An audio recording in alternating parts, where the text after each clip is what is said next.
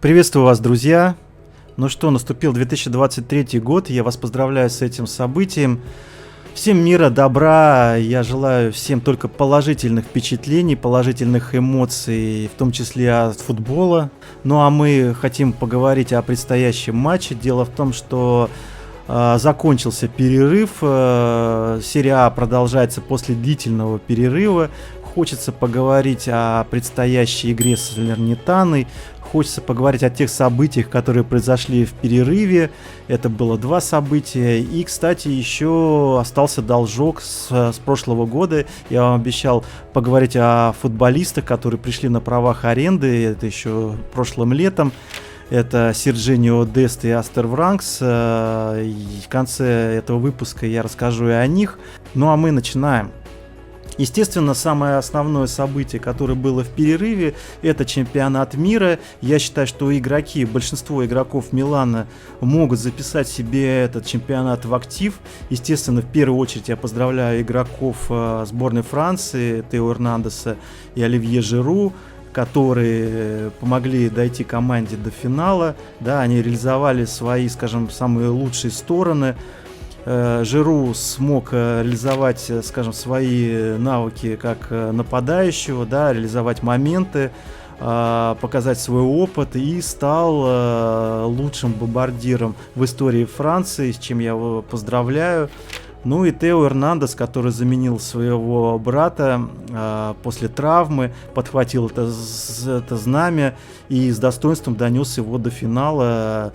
В принципе, игровые установки, которые были сделаны для Тео, это не свойственные для Милана, да, то есть в Милане он больше выполняет функции латераля, а в сборной Франции он выполнял больше функций все-таки такого классического защитника. Атакующие действия совершал Мбаппе на левом фланге. Вообще у сборной Франции левый фланг оказался огненным, и в принципе это во многом и заслуга, естественно, Тео Эрнандеса.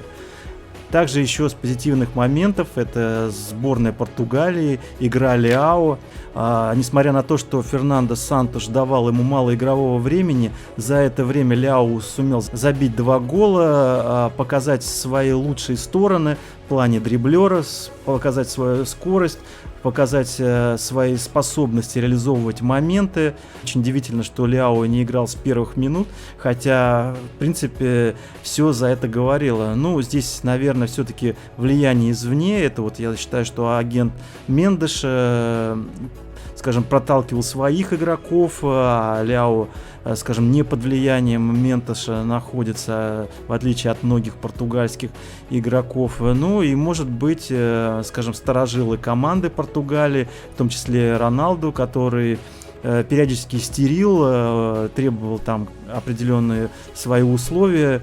Может быть, это тоже повлияло на выбор. Но, тем не менее, Фернандо Сантош покинул пост главного тренера, и вполне вероятно, что следующие игры сборной Леао займет, скажем, такое свое законное место в основе и будет играть с первых минут. Также можно выделить Серджинио Деста. Серджинио Дест играл с сборной США и показал, опять же, свои лучшие стороны. Сборная США прошла групповой турнир и вышла в стыковые матчи. Вот, во многом это тоже заслуга Серджинио Деста. В принципе, в отличие от Милана, в сборной США он проявляет себя лучшим образом. Ну а из негативных моментов, наверное, это все-таки игра Шарля де Кетелара, сборной Бельгии. Ему было предоставлено совсем мало времени. Выходил он на замену на 15 минут буквально на этом чемпионате. Играл примерно так же, как он играет в Милане, то есть спотыкался, был неточен в передачах, было видно волнение, он был какой-то растерянный. Единственное, может быть, в отборе он был неплох, но в остальном было очень печально, поэтому себе этот чемпионат он в актив, наверное, записать не сможет. Неудачным образом выступил Симон Кьер, получив травму в первом же матче с Тунисом, и по сути остался наблюдателем за турниром со скамейки запасных.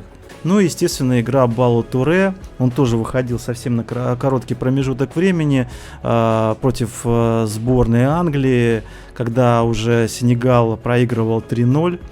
он вышел тоже где-то на 15 минут, и, естественно, показать ничего конкретного он не смог.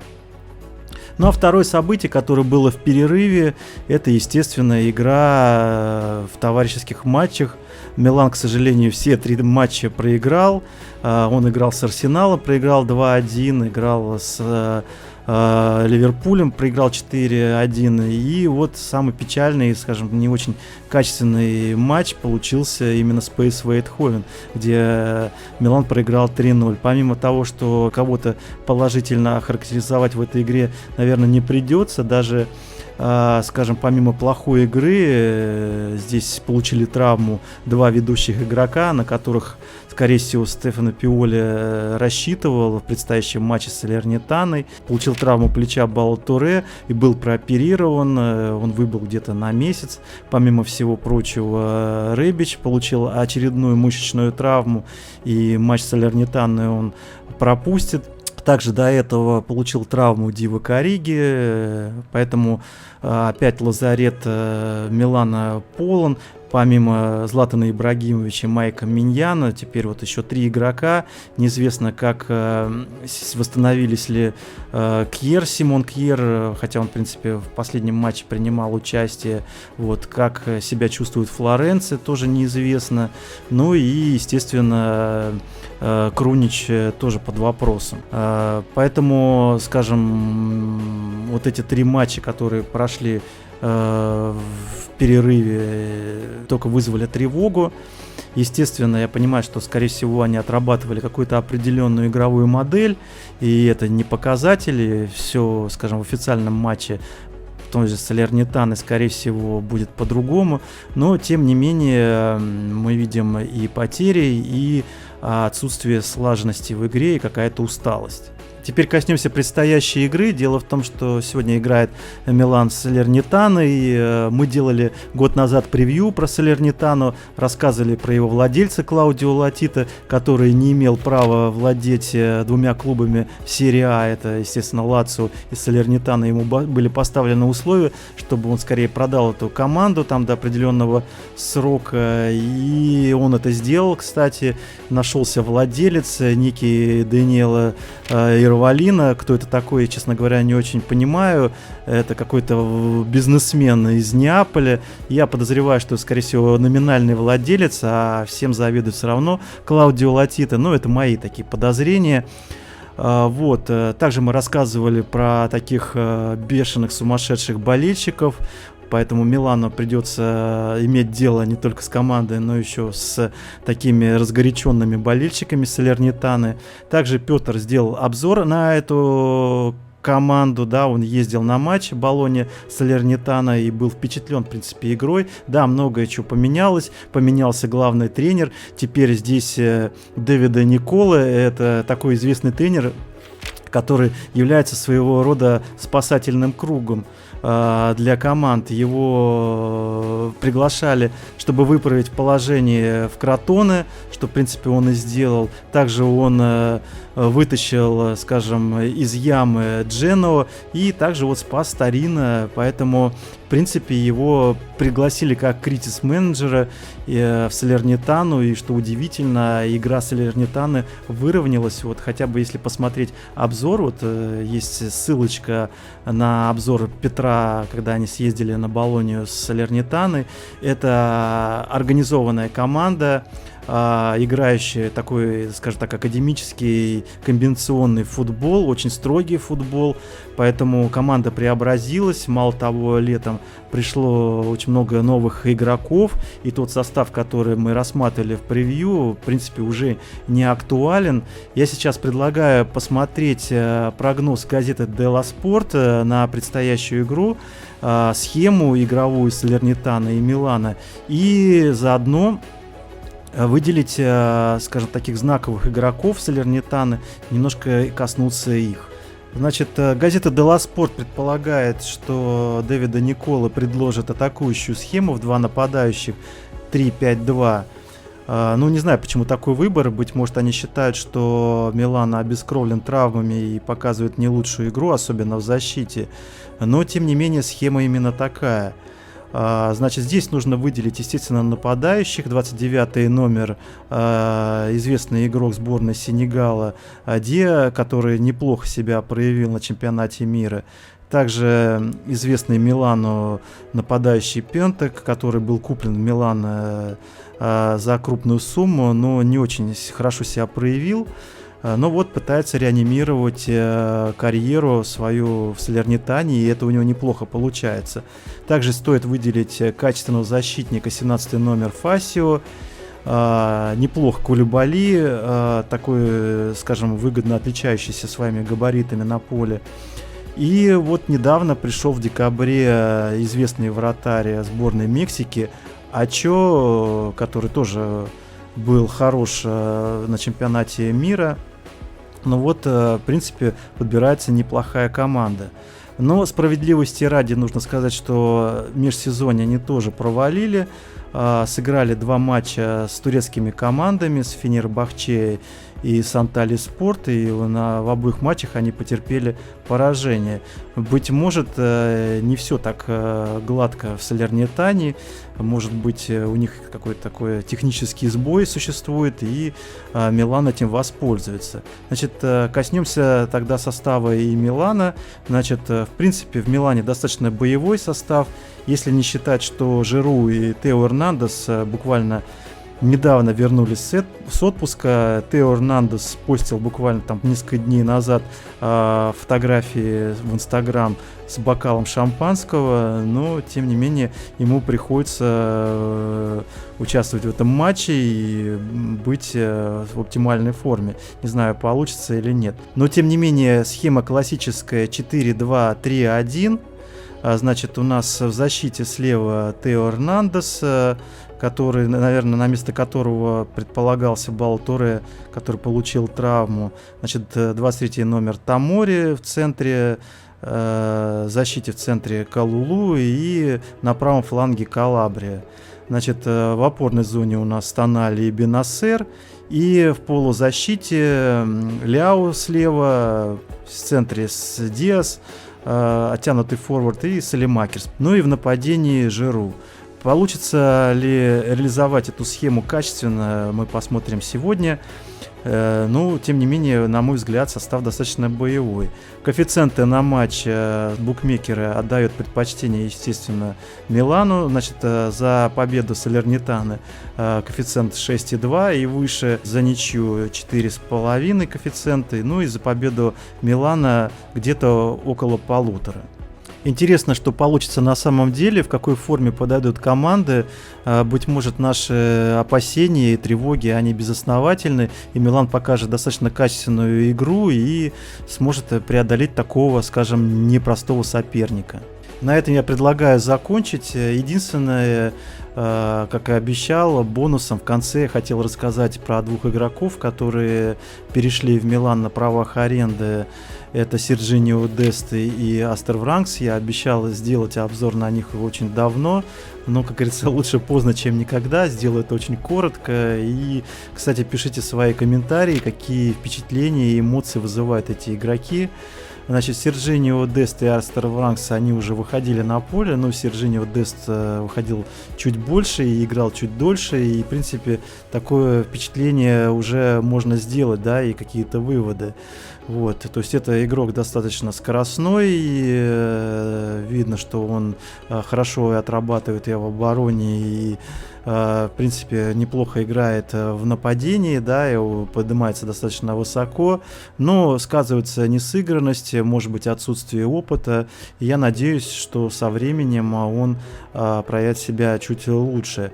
Ну а про Астер Вранкса я, честно говоря, даже сказать ничего конкретно не могу, ему еще нужно тоже набираться опыта, это 20-летний футболист бельгийский.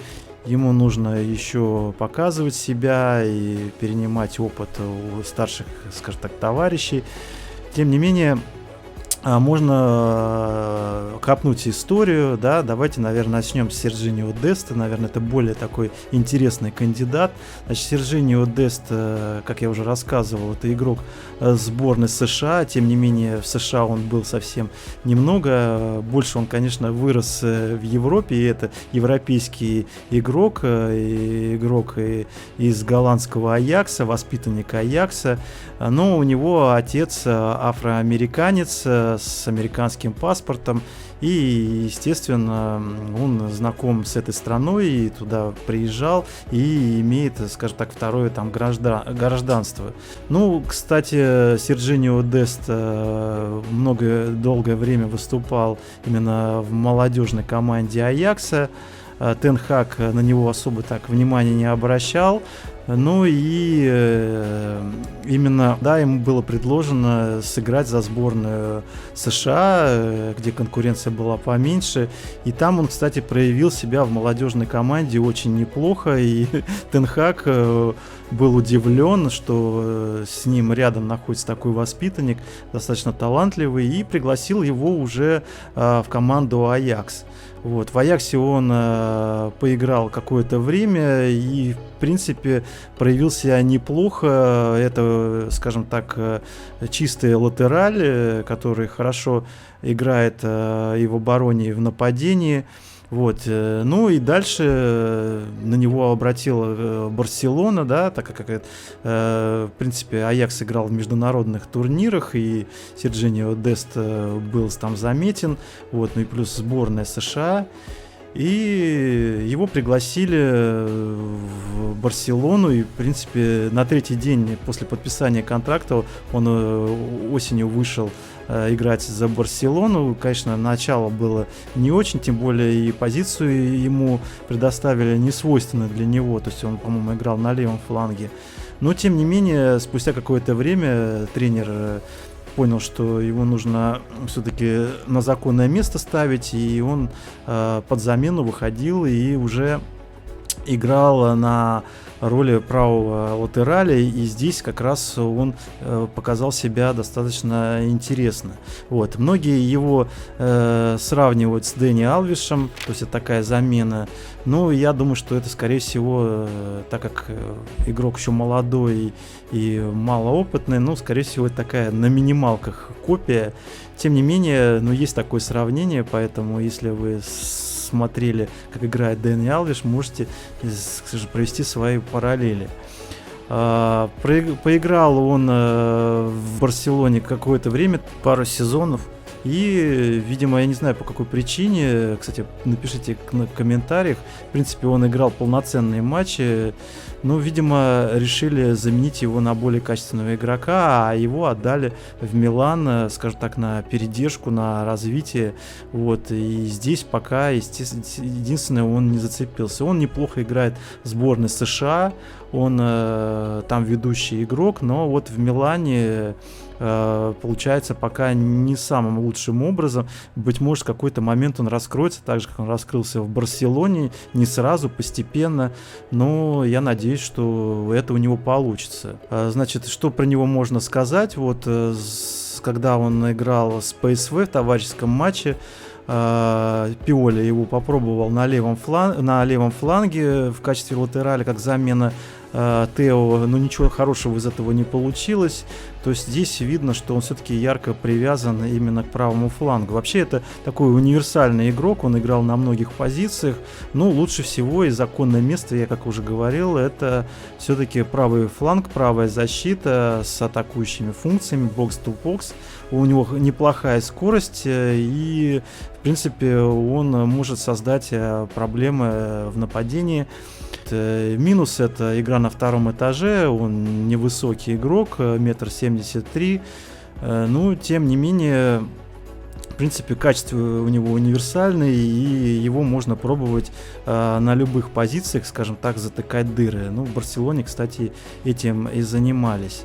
Астер Вранкс, сказать, наверное, придется поменьше, да, это бельгийский игрок, воспитанник Мехелена, такой клуб сейчас находится в высшем дивизионе Бельгии, да, но он, скажем так, аутсайдер.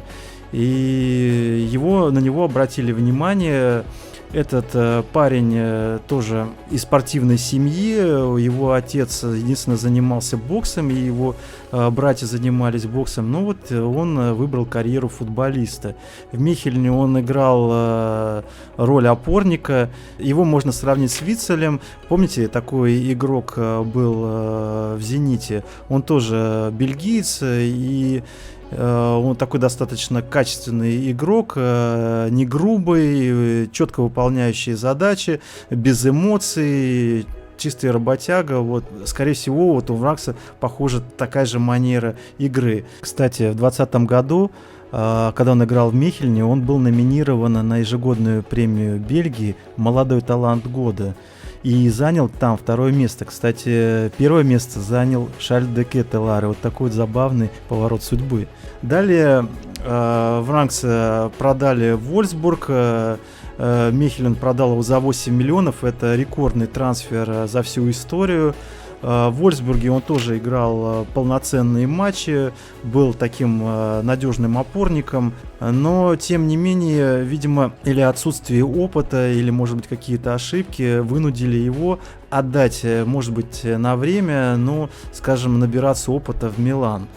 Здесь он, к сожалению, в Милане опыт пока не набирается, потому что есть более достойные игроки, он выходит в каких-то малозначимых матчах, он выходит на товарищеских матчах. Ну вот, надеемся, что постепенно Пиоли найдет ему место, и он покажет все свои положительные стороны. Не зря Вольфсбург покупал его за такие деньги. Но пока на данный момент мы только находимся в режиме ожидания успеха вот этого игрока. На этом, я думаю, надо попрощаться. Всем еще раз хорошего просмотра, удачи, увидимся.